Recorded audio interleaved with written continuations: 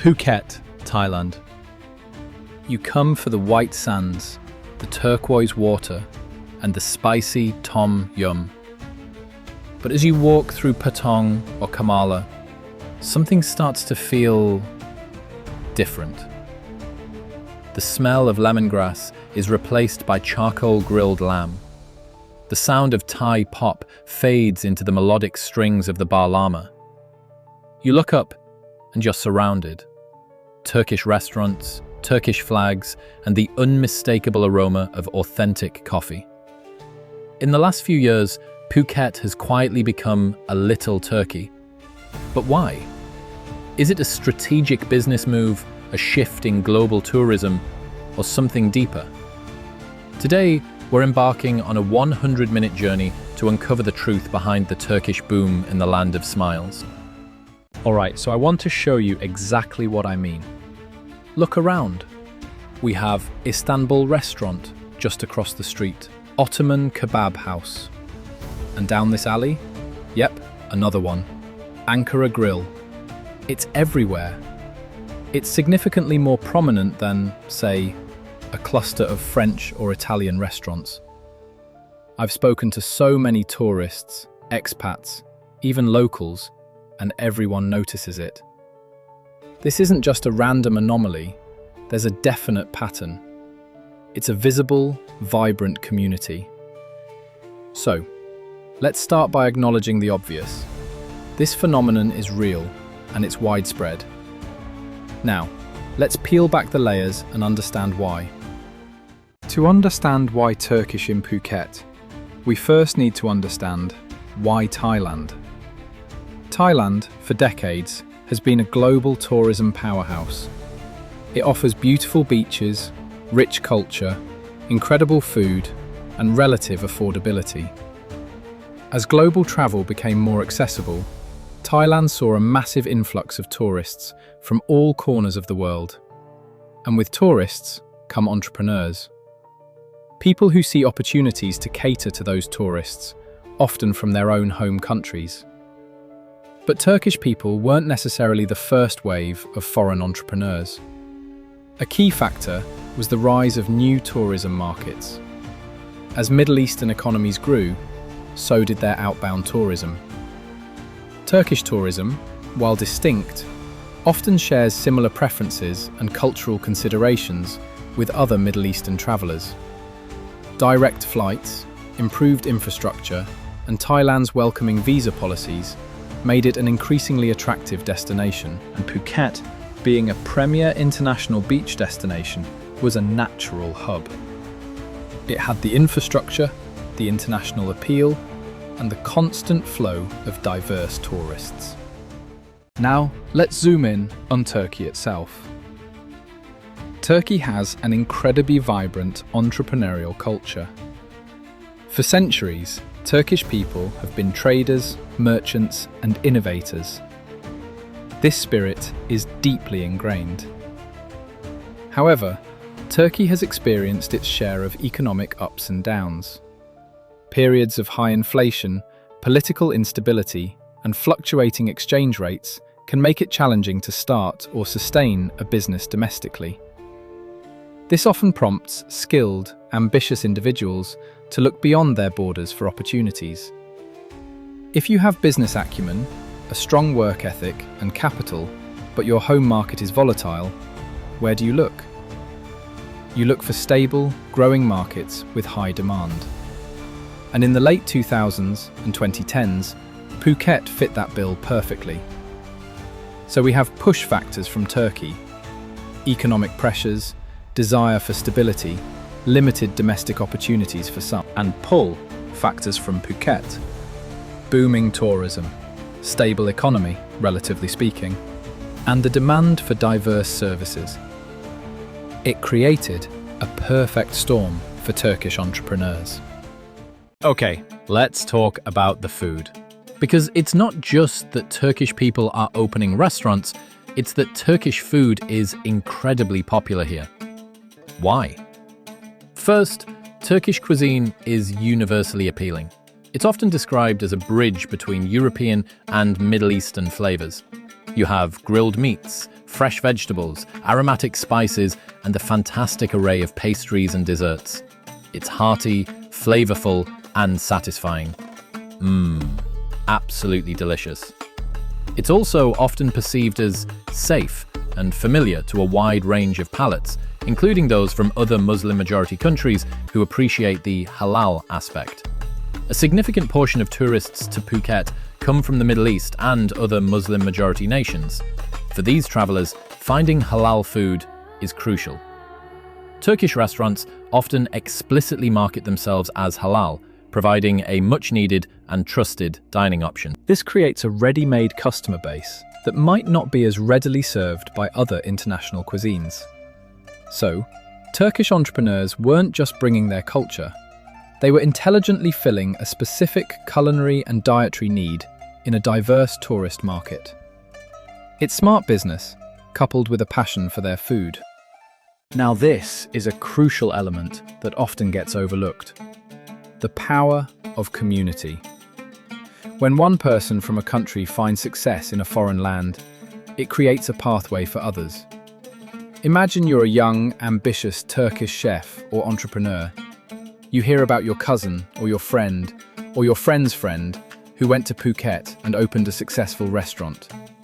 Suddenly, the idea of doing the same thing becomes less daunting and more achievable. This chain migration or network effect is powerful. People help each other. They share information about obtaining visas, finding suitable locations, navigating local regulations, sourcing ingredients, and even finding accommodation. A support system forms. This creates a self-sustaining ecosystem.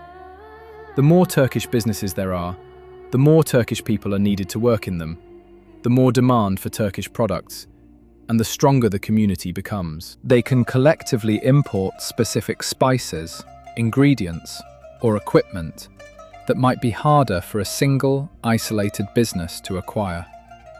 It's a testament to human connection and the drive to help fellow countrymen succeed. This robust network lowers the barriers to entry for new Turkish entrepreneurs, perpetuating the growth of the community. One of the biggest mysteries isn't just why they are here, but how they stay authentic. How do you get genuine Marash pepper, high-quality sumac, or the specific flour needed for puffy lavash bread in the middle of the Andaman Sea? This isn't just about finding any ingredient, it's about finding the right ingredient, the one that evokes the taste of home. There is a hidden logistics network at play. Turkish entrepreneurs in Phuket have established what we could call a bespoke supply chain. We're talking about massive consolidators in Bangkok who specialize in Mediterranean imports. Everything from olive oil and sun-dried tomatoes to specific varieties of cheese. But for the high-end spots in Surin and Bang Tao, it's even more personal and intricate. Some restaurant owners arrange for their own family-pressed olive oil, unique regional honeys, or specific types of pulses to be flown in twice a month. These aren't just casual orders, they are carefully planned operations. This isn't just cooking. It's an expensive, high-stakes game of international trade that keeps the little Turkey economy booming, while other international cuisines might struggle with local substitutes or compromise on authenticity.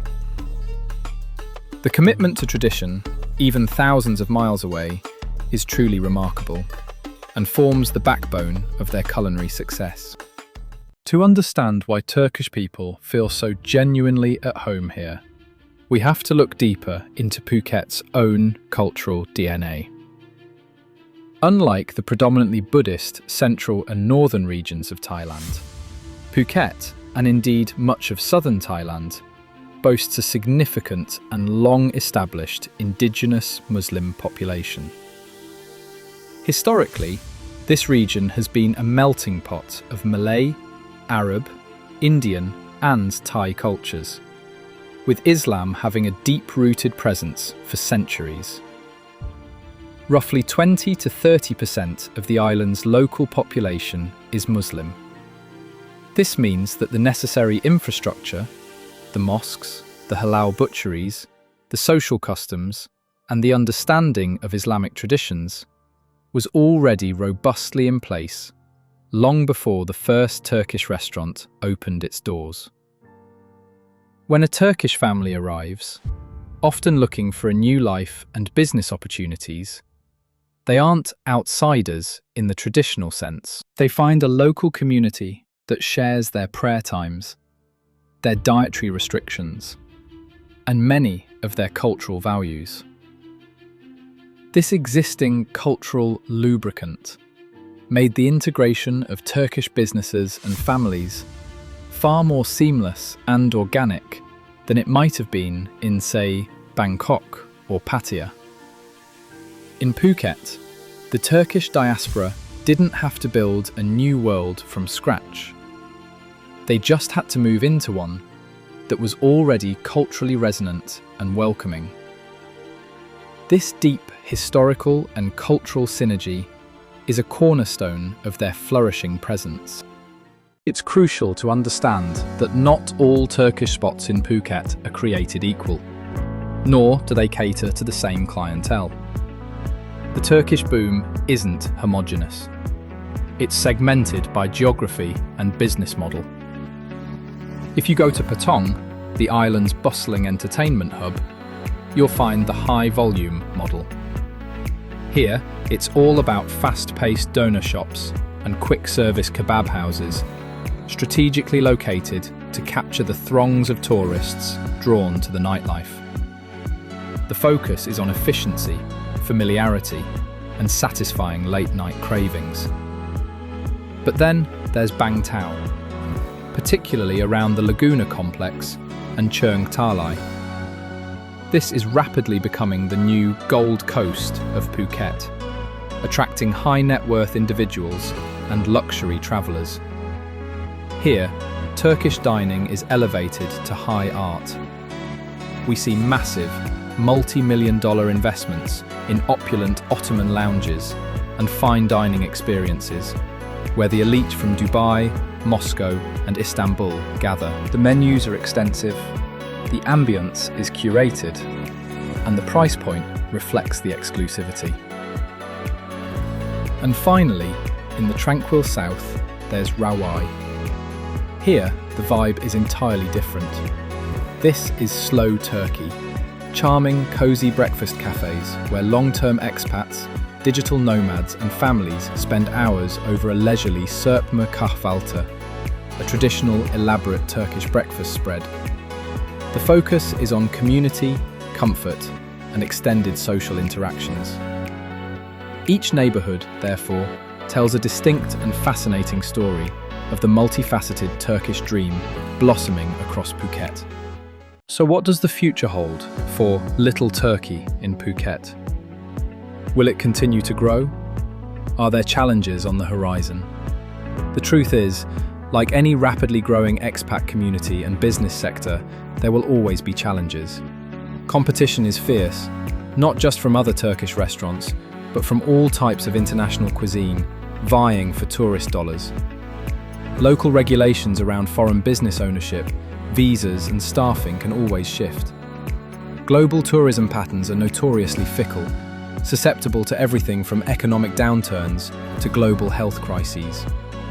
Some might argue that there's already an oversaturation of Turkish restaurants in certain areas, particularly in Patong. This could lead to intense price wars, reduced profit margins, and potentially some businesses struggling to stay afloat. However, the entrepreneurial spirit and adaptability of the Turkish community are strong assets. Many Turkish businesses in Phuket are already diversifying their offerings, adapting to new trends, and focusing on niche markets to stand out. We're seeing more fusion dishes. Think Turkish spices meeting Thai seafood. More modern interpretations of traditional Turkish food. And a strong embrace of digital marketing, online delivery platforms, and social media. There's also a clear move towards higher value experiences, away from just basic kebabs to more curated dining. As Phuket positions itself for high-value tourism in the coming years, these elevated Turkish establishments are perfectly placed to attract affluent visitors seeking sophisticated international dining. Ultimately, as long as Phuket remains a top international tourist destination, and as long as there's a consistent demand for diverse, halal-friendly, and delicious cuisine, the Turkish community will likely continue to thrive, innovate, and evolve, adapting to new challenges as they emerge.